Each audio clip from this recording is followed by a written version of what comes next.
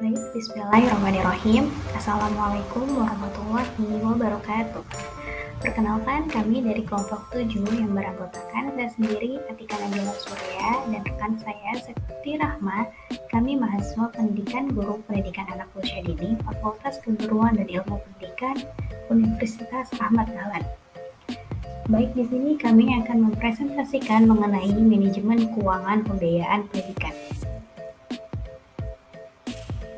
Video ini dibuat untuk memenuhi tugas mata kuliah manajemen pendidikan yang diampu oleh Bapak Ian Sofyan, SPD MA.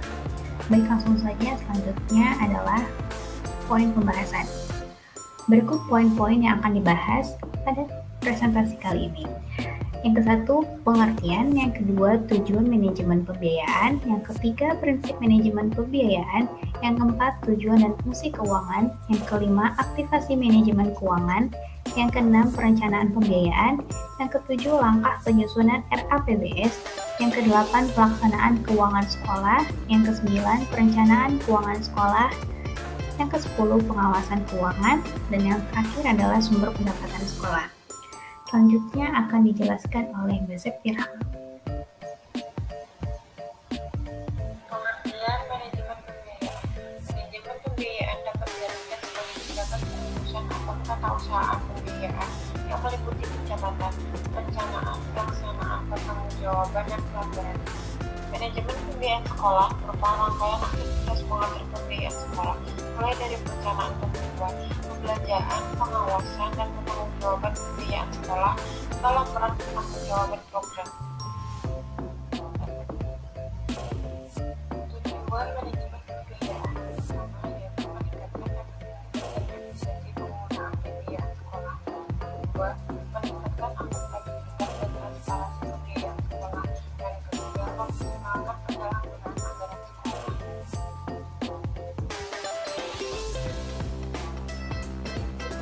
Pembiayaan pertama yaitu transparansi, yang kedua akuntabilitas, yang ketiga integritas, yang keempat efisiensi, dan yang kelima profesional. Tujuan dan fungsi manajemen keuangan. Yang pertama, meningkatkan penggalian sumber biaya lembaga pendidikan. Yang kedua, menciptakan pengendalian yang tepat sumber keuangan organisasi pendidikan. Yang ketiga, meningkatkan efektivitas dan efisiensi penggunaan keuangan lembaga pendidikan.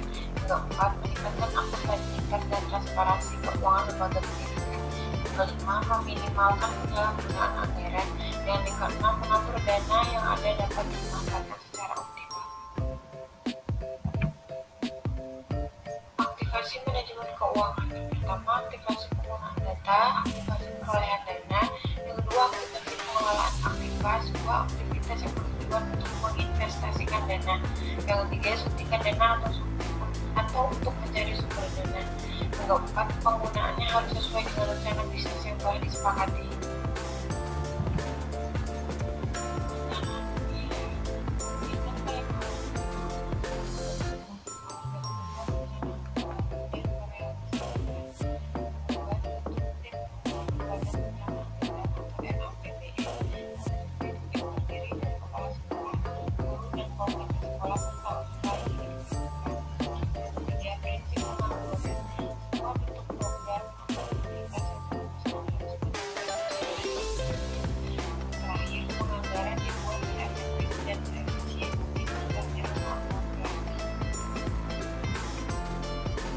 Baik, selanjutnya adalah langkah penyusunan RAPBS, yaitu atau Rencana Anggaran Pendapatan dan Belanja Sekolah.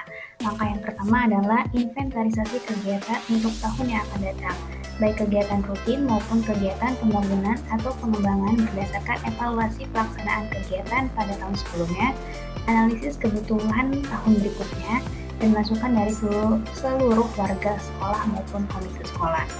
Langkah yang kedua adalah inventarisasi sumber pembiayaan baik dari rutin maupun pengembangan.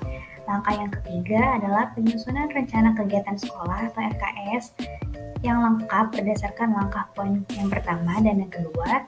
Kepala sekolah membuat tabel RKS yang terdiri dari kolom-kolom nomor urut, uraian kegiatan, sasaran kolom perincian dana berbagai sumber, dan kolom jumlah. Tabel tersebut diisi kolom yang ada. Langkah yang keempat adalah penyusunan RAPBS. Kepala sekolah membuat tabel RAPBS yang terdiri dari kolom-kolom, yaitu kolom rencana penerimaan dan jumlahnya, kolom rencana pengeluaran dan jumlahnya. Tabel tersebut kemudian diisi dan ditandatangani oleh kepala sekolah dan komite sekolah dan diketahui oleh kepala dinas setempat. Selanjutnya adalah pelaksanaan keuangan sekolah. Semua penggunaan dana yang tersedia itu harus disesuaikan dengan rencana anggaran tahunan yang telah disusun oleh lembaga. Semua pembelian atau pengeluaran uang harus dilengkapi dengan kwitansi pembelian atau kwitansi pengeluaran. Semua penggunaan dana harus dapat dipertanggungjawabkan sesuai dengan peraturan perundang-undangan yang berlaku. Dalam rangka mempermudah pengawasan dan pertanggungjawabannya, semua penggunaan dana harus dibukukan secara saksama dan kontinu melalui proses pembukuan keuangan yang berlaku. Selanjutnya adalah perencanaan keuangan sekolah. Terdapat 2 poin. Poin yang pertama, perencanaan harus realistis. Perlunya koordinasi dalam perencanaan berdasarkan pengalaman. Poin kedua adalah perencanaan harus fleksibel. Perencanaan berdasarkan penelitian. Perencanaan akan menghindari under dan over planning. Pengawasan keuangan. Pengawasan keuangan memiliki fungsi mengawasi perencanaan keuangan dan pelaksanaan penggunaan keuangan. Menurut Tiga Wahyi dalam Supriyanto 2010-50 menyatakan bahwa proses pengawasan mencakup kegiatan berikut: pemahaman tentang ketentuan pelaksanaan dan masalah yang dihadapi, menentukan objek pengawasan, menentukan sistem prosedur, metode, dan teknik pengawasan, menentukan norma yang dipedomani, menilai penyelenggaraan, menganalisis dan menentukan sebab penyimpangan, serta menentukan tindakan korektif dan menarik kesimpulan. Pengawasan keuangan sekolah harus benar-benar menguasai teknik pengawasan keuangan sekolah. Pembahasan yang terakhir adalah sumber pendapatan sekolah. Dalam pasal 46 Undang-Undang Nomor 20 Tahun 2003 menyatakan bahwa pendanaan pendidikan menjadi tanggung jawab bersama antara pemerintah daerah, dan masyarakat. Sumber pendapatan sekolah bisa berasal dari pemerintah, usaha mandiri sekolah, orang tua siswa, dunia usaha dan industri. Sumber lain seperti hibah yang tidak bertentangan dengan peraturan perundangan yang berlaku, yayasan penyelenggara pendidikan bagi lembaga pendidikan swasta, serta masyarakat luas.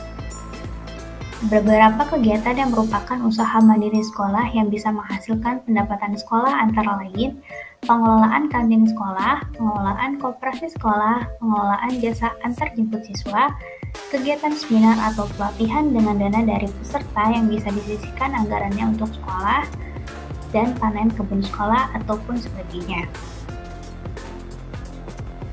Lalu sumber pendapatan sekolah dari pemerintah berupa APBN atau Anggaran Pendapatan Belanja Negara. Kalau dari provinsi berupa APBD, yaitu Anggaran Pendapatan Belanja Daerah, dan APBD Kabupaten atau Kota.